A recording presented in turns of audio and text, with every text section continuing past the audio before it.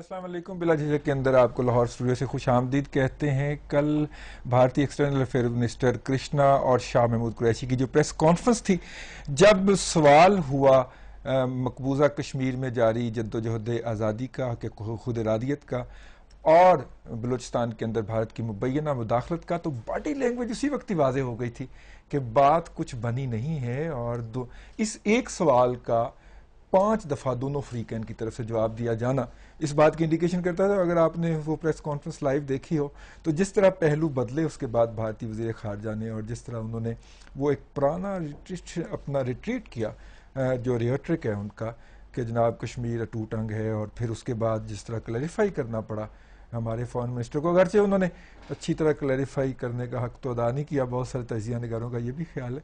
لیکن آج پھر چونکہ کل کی پریس کانفرنس میں شاید کوئی کسر رہ گئی تھی، تو اس لیے آج فارن سروسز اکیڈمی میں انہوں نے کافی باتیں کی. ان تمام باتوں کی طرف چلیں گے، لیکن آج اس موضوع کی ہم نے گفتگو کرنی ہے، اور آج کا بلا جھجک ہم نے اس پہ سجایا ہے.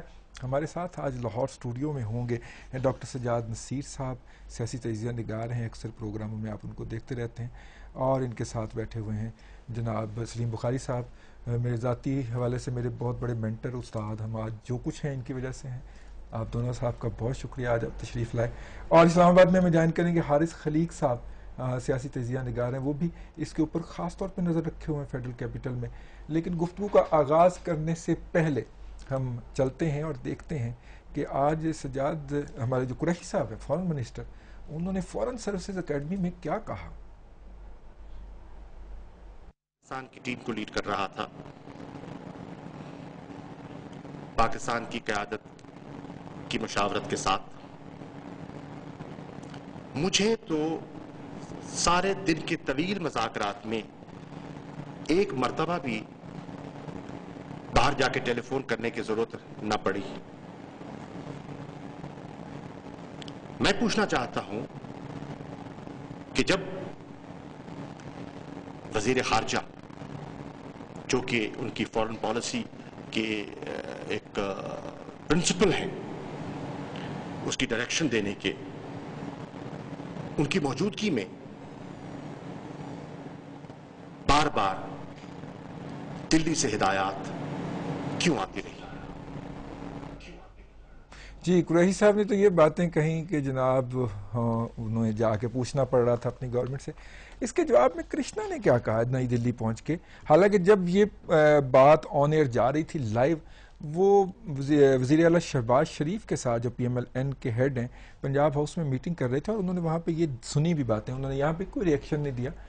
تو کیا ریئیکشن دیا یہ دیکھ لیتے ہیں. We did not insist on a timeline. We told them ہم نے کسی ٹائم لائن پر اصرار نہیں کیا. ہم نے واضح کر دیا کہ دہشت گردی پاک بھارت تعلقات کو معمول پر لانے میں سب سے بڑی رکاوٹ ہے. جب تک یہ مسئلہ حل نہیں ہو جاتا، دیگر تمام کوششیں بیکار ہیں.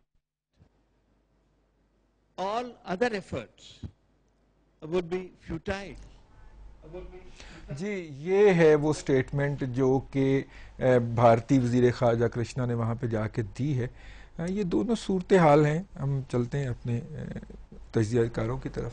ڈاکٹر صاحب، یہ تو کیا ضرورت پیش آ گئی تھی کہ رات والی پریس کانفرنس میں بڑی باڈی لینگویج واضح ہو گئی تھی دونوں سائڈوں کی، اس کے بعد مور اوور کرنے کی کیا ضرورت تھی وہ سردار صاحب کی طرف؟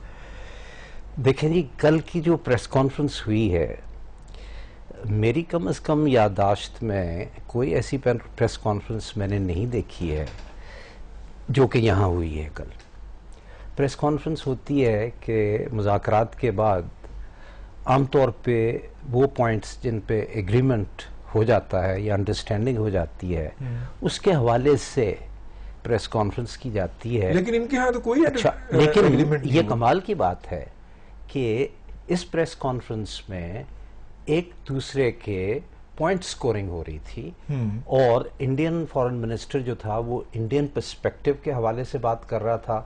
ہمارے قریشی صاحب جو تھے وہ پاکستانی پرسپیکٹو کو پریزنٹ کرنے کی کوشش کر رہے تھے، اور جہاں جہاں سٹریسز آ رہے تھے، کلیریفیکیشنز وہ کلیریفائی کرتا تھا. پھر قریشی صاحب کہتے تھے مجھے بھی مے آئے، کوڈ آئے، کین آئے. یہ اگر آپ دیکھیں تو متواتر وہ یہ لفظ کہے جا رہے تھے.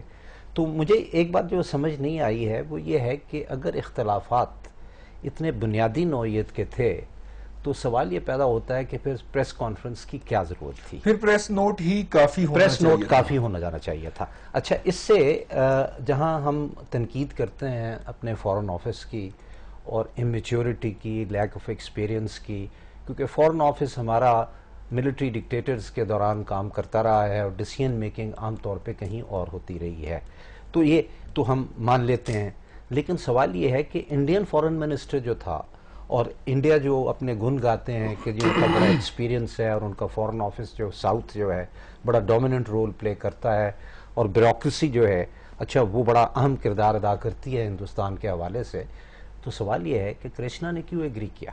بالکل تو جس کا مطلب یہ ہوا کہ فورن پالیسی کے حوالے سے فورن آفیسز لیکن دونوں جو کرشنا ہیں. صاحب کی یہ سٹیٹمنٹ مد نظر رہے، انہوں نے کہا کہ ہم نے تمام آبجیکٹو اچیو کر لیے ہیں. بخاری صاحب کون سے آبجیکٹو ہیں جو وہ اچیو کر کے گئے ہیں یہاں سے، جس پہ وہ بڑے مطمئن ہیں اور انہوں نے they did not bother to respond to میرے خیال سے کرشنا صاحب کا بیان جو ہے وہ حقیقت پر مبنی ہے، انہوں نے ٹھیک کہا ہے. میں اس پر بعد میں آتا ہوں، لیکن پہلے ذرا اپنی سائڈ جو ہے اس کی بات کر لیتے ہیں. جی، ان ٹاکس کا کوئی ایجنڈا نہیں تھا. یہ ٹاکس انڈر پریشر ایک کھاتا پوری کے لیے کی گئی تھی، یہ بات ہمیں معلوم ہونی چاہیے تھی.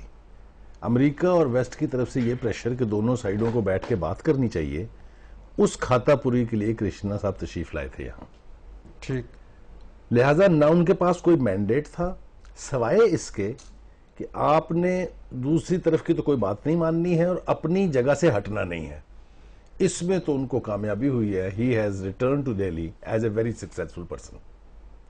جہاں تک ہمارے کھاتے کا سوال ہے، وہ کافی عرصے سے چونکہ فورن آفس نام کی کوئی چیز ایگزسٹ نہیں کرتی، ہمارے ہاں پالیسی میکنگ یا جی ایچ کیو میں ہوتی ہے یا ایوان صدر میں ہوتی ہے. اب بھی صورتحال تبدیل نہیں ہوئی، یہی ہے. اس لیے پور Shah Mahmood had hardly anything to say. جو دو تکلیف دہ باتیں ہیں وہ اس کی طرف میں اشارہ کرنا چاہتا ہوں. ایک تو یہ کہ جو اینالسٹ فیل کر رہے ہیں یا جو وائبز آ رہی ہیں اس میں ہمیں پتہ چلتا ہے کہ جو کشمیری مجاہدین ہیں ان کو اب ہم مداخلت کار قرار دینے پر ہمیں کوئی اعتراض نہیں ہوتا. جی، ہمارے فورن جو ہیں منسٹر، ان کی پیشانی پہ کوئی شکن نہیں ہے. کوئی شکن نہیں. جو سب سے تکلیف دہ بات ہے وہ یہ کہ مشرف نے یہ اعلان کر کے کہ ہم آئندہ پاکستان کی سرزمین کو دہشت گردی کے لیے کشمیر میں استعمال نہیں ہونے دیں گے، ایک کنفیشن کیا کہ پہلے تو ہوتی تھی اب میں آئندہ نہیں ہونے دوں گا. دوسری کسر نکال دی زرداری صاحب نے یہ فرما کے کہ بھارت سے نہ پاکستان کو ماضی میں کوئی خطرہ تھا، نہ اب کوئی خطرہ ہے، نہ آئندہ کوئی خطرہ ہوگا. باقی جو رہ گئی تھی تھوڑی بہت کسر وہ شاہ محمود صاحب نے نکال دی ہے. تکلیف دہ بات یہ ہے کہ بھارت کے ساتھ جن ایشوز پر ڈسکشن ہونی تھی ان کا کہیں ذکر ہی نہیں ہے. پانی، جی، we are dying for water. بنجر ہو رہا ہے پورا پاکستان. نہیں، انہوں نے کہا جی، انہوں نے کہا کہ وہ فورم موجود ہے، آپ اس پہ بات کیجئے.